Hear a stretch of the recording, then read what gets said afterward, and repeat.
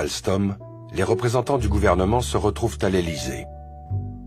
Alors que la plupart des acteurs présents s'accordent pour assortir la vente de conditions, Emmanuel Macron, alors secrétaire adjoint à l'Élysée, milite pour General Electric sans condition. Son argument, nous ne sommes pas légitimes pour intervenir. Nous ne sommes pas dans une économie dirigée. On n'est pas le Venezuela. Le lendemain, François Hollande se félicite de l'accord conclu. Ce qui a été obtenu est un progrès pour la France et vient conclure une négociation qui a été particulièrement bien conduite, sous mon autorité, par le gouvernement et par les ministres concernés, et notamment Arnaud Montebourg. Bonne chance, Manu.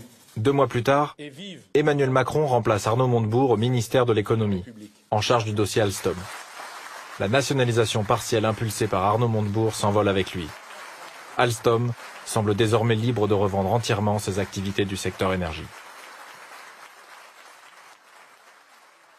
Quelles pourraient être les conséquences de ce rachat?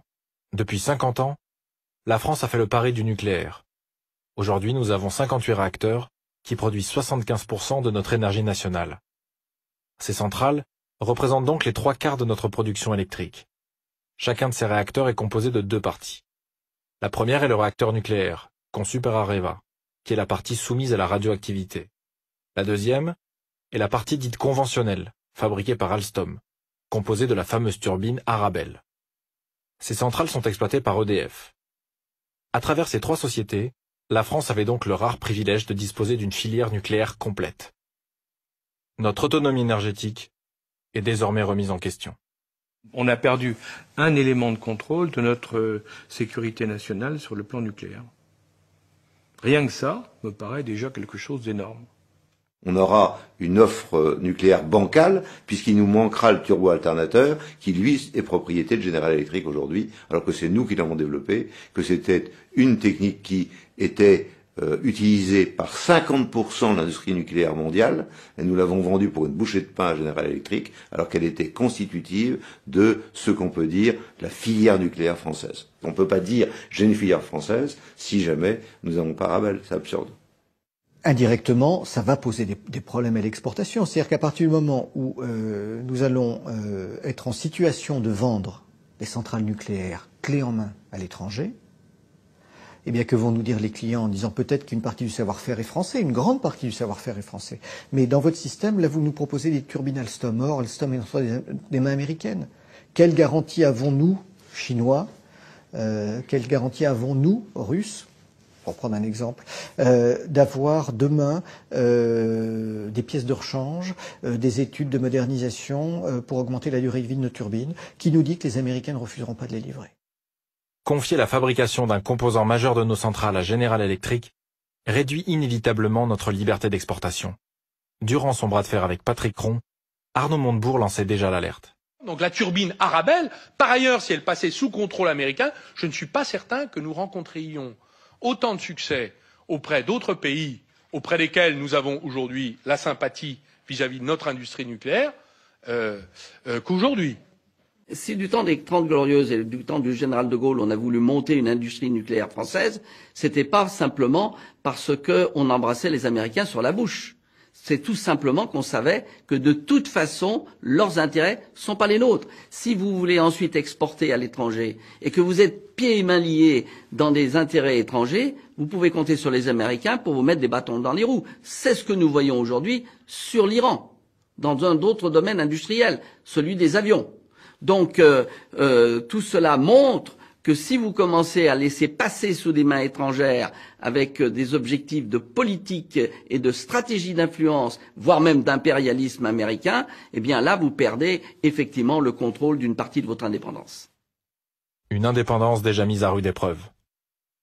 Février 2016, le groupe américain souhaite renégocier des contrats avec EDF. Pour faire pression, il stoppe la maintenance des centrales françaises. Jean-Bernard Lévy, PDG d'EDF, déclare que cet arrêt a imposé des mesures de sécurité exceptionnelles, dépassant les plans de secours habituels. Si le groupe américain est capable d'un tel chantage pour une simple renégociation de contrat, qu'en sera-t-il demain en cas de différend politique avec les États-Unis ? Et il n'y a qu'à Belfort qu'on fabrique la turbine Arabelle. Alors des garanties verbales ont été données par les dirigeants de General Electric. Mais à ma connaissance, il n'y a pas de garantie écrite du gouvernement américain. Il y a ceux qui vous disent il faut qu'on mette en place de nouvelles turbines capables, qui soient purement françaises. C'est pas possible, on est raisonnable, ça coûterait trop cher, donc c'est cuit. Hein. Et les autres qui disent ça veut dire qu'il faudra qu'on se mette d'accord avec les Américains, mais ça veut dire qu'on devient des vassals. Par ailleurs, Alstom Énergie avait un rôle absolument fondamental aussi dans le développement des énergies renouvelables, avec des compétences très importantes sur l'hydraulique, qui est la première source d'électricité renouvelable de France, sur l'éolien offshore notamment. Laisser partir Alstom, ça veut dire perdre une capacité française extrêmement importante dans la compétition mondiale qu'il y a sur les énergies renouvelables. Donc c'est pas seulement le problème du nucléaire qui est posé avec la vente d'Alstom à General Electric, c'est aussi la capacité de la France à porter une offre industrielle compétitive dans le domaine des énergies renouvelables. Les États-Unis, depuis un certain nombre d'années, font en fait du racket international et ils ont adopté des législations extraterritoriales pour imposer leur façon de voir les choses au reste des pays du monde, pour prendre des sanctions qui peuvent aller très très loin. On l'a vu par exemple avec des banques françaises ou avec Alstom. Donc déjà une chose est certaine, absolument certaine et prouvée par les faits, c'est que notre appartenance à l'Union européenne, dans ce cas-là, comme d'ailleurs dans tout le reste, mais dans ce cas-là précisément, n'a servi à rien et ne nous protège en rien. En revanche, nous ne pouvons pas prendre des mesures de rétorsion, puisque les mesures de rétorsion doivent transiter par Bruxelles, où les intérêts américains sont prédominants.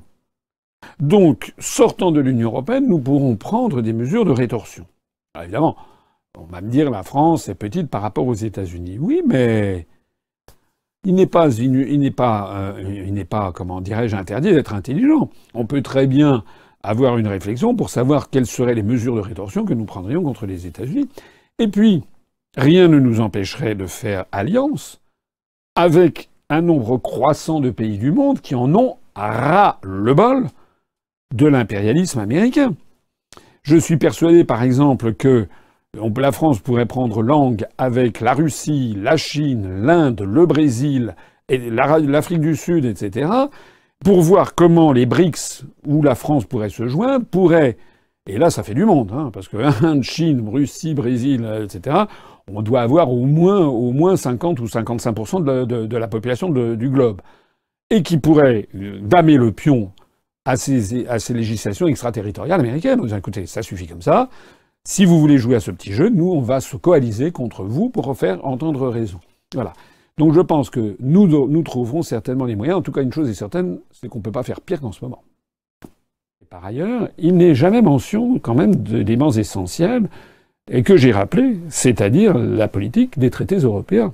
S'il n'y avait pas la libre circulation des mouvements de capitaux, s'il n'y avait pas l'article 63 du TFUE, il suffisait au gouvernement français d'interdire à General Electric d'investir en France, et puis c'était terminé. C'est comme ça que ça se passait sous De Gaulle, sous Pompidou, sous Giscard et sous Mitterrand jusqu'en 1992.